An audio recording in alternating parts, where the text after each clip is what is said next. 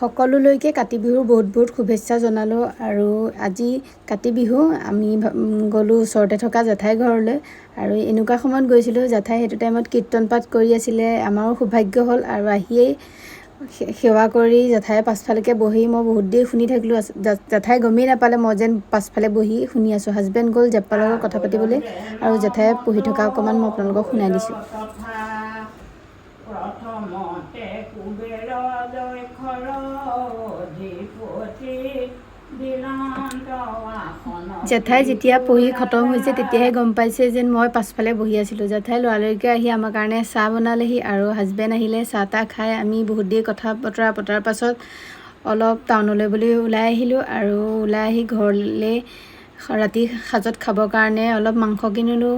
এনেকৈ সন্ধিয়াটো পাৰ কৰিলোঁ। আশা কৰোঁ আপোনালোকে চাই ভাল পালে। তেনেহ'লে আজিলৈ আহিছোঁ, পুনৰ লগ পাম অন্য এটা ভিডিঅ'ৰ সৈতে। Bye bye.